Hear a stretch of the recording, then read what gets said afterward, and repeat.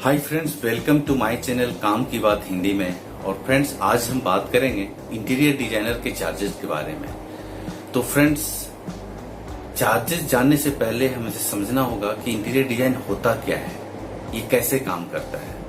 ठीक है, तो इंटीरियर डिजाइन एक ऐसा आर्ट या फिर साइंस बोले जो आपके घर या ऑफिस के लुक को निखारता है।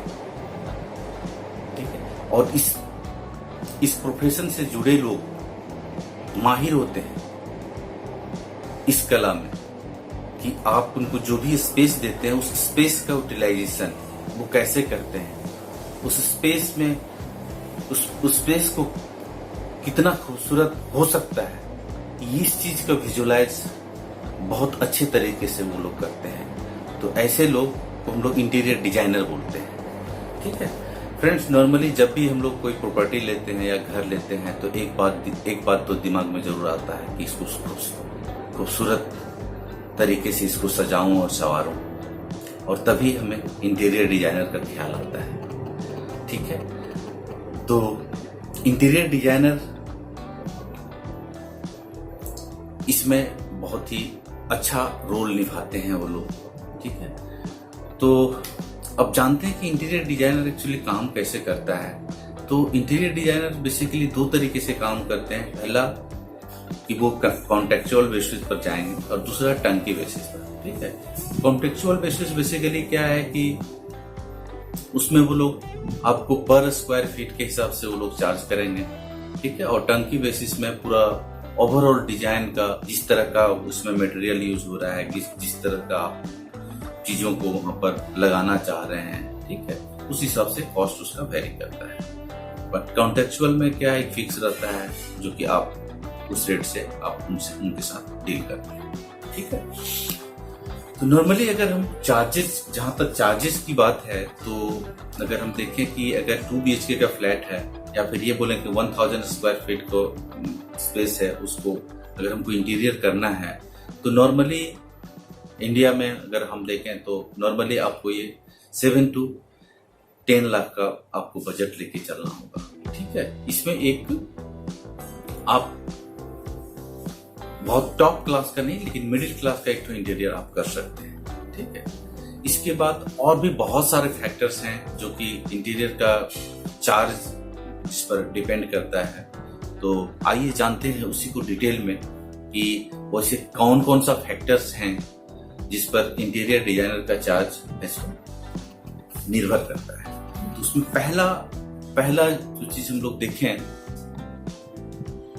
वो है कि आपका इंडिविजुअल, आपका जरूरत कैसा, इंडिविजुअल आपका नीड क्या है और प्रेफरेंस क्या है, आप कैसी चीजों को पसंद करते हैं। ठीक है ना, तो फ्रेंड्स ऐसा है नहीं कि जो मेरा जरूरत है वो जरूरत आपका भी हो सकता है, जो मेरा पसंद है वो पसंद आपका भी होता है, जितने लोग होते हैं उनका वैसा पसंद होता है। ठीक है, तो वो सारा कुछ डिपेंड करता है वो इंडिविजुअल का नीड्स कैसा है और उसका प्रेफरेंस कैसा है। ठीक है ना, तो आपका पसंद जैसा होगा, ठीक है, उस हिसाब से डिजाइन होगा और डिजाइन उसी हिसाब से आपका कॉस्ट भी इन्वॉल्व होगा। ठीक है, उसके बाद दूसरा चीज है कि आपको डिजाइन करना है अपने घर में, तो डेफिनेटली आप किसी प्रोफेशनल इंटीरियर डिजाइनर को हायर करते हैं। तो वो जो इंटीरियर डिजाइनर आप हायर कर रहे हैं वो कैसे हैं, वो कितना एक्सपीरियंस है, ठीक है, उस डिजाइनर का एक्सपीरियंस क्या है, वो किस टाइप का प्रोजेक्ट डील करता है। ठीक है, कुछ इंटीरियर ऐसे होते हैं जो केवल हाई एंड प्रोजेक्ट को डील करते हैं, सेलिब्रिटी लोगों का ही काम करते हैं। ठीक है, कुछ लोग होता है जो कि नॉर्मल होम का भी डेकोर करते हैं, डिजाइन करते हैं वो लोग। ठीक है, कुछ ऐसे होते हैं जिनको आइडिया है बट एक्सपीरियंस कम है। तो ये डिपेंड करता है कि किस टाइप का इंटीरियर डिजाइनर फॉर्म है जिसको आप हायर कर रहे हैं। ठीक है, तो प्राइस में वहां भी बहुत कुछ निर्भर करता है। उसके बाद आता है वहां पर आपको डिजाइन करना है, उसका साइज क्या है। अगर छोटा जगह है तो डेफिनेटली आपको कम उसमें कॉस्ट पड़ रहा है। ठीक है, अगर बड़ा जगह है तो उसमें कॉस्ट भी ज्यादा होगा। उसके बाद है कि आप वहां पर मटेरियल्स और फिटिंग्स किस टाइप का आप यूज कर रहे हैं। आप नॉर्मली देखते हैं कोई भी मटेरियल जो यूज होता है, ठीक है, एक तो आपको लोकल मार्केट में अवेलेबल है जो कि आपको कम कॉस्ट में हो जाएगा।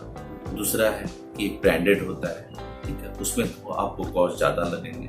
बट ये है कि लोकल यूज करेंगे तो उसका मजबूती भी उसी हिसाब की रहेगी, ठीक है, फिनिशिंग भी उसी हिसाब का रहेगा। लेकिन एक ब्रांडेड प्रोडक्ट यूज करते हैं तो उसका फिनिशिंग बहुत अच्छा रहेगा और वो ज़्यादा मजबूत भी होगा, ठीक है। तो बट उसमें क्या है कि आपको कॉस्ट भी थोड़ा सा ज़्यादा पे करना होगा। छोटा सा आप देख लीजिए, लॉक में ही अगर आप गोदरेज का लॉक को आप परचेज करते हैं तो उसका रेट, और एक लोकल आप कोई भी लॉक परचेज करते हैं उसका ऑलमोस्ट 60-70% का डिफरेंस हो जाता है, ठीक है। तो ये है कि आप मटेरियल कैसा यूज कर रहे हैं, ठीक है ना। उसके बाद आता है कि डील आपका कैसा है। जो डील आप किए हैं वो इंटीरियर डिजाइनर से किस टाइप का डील है।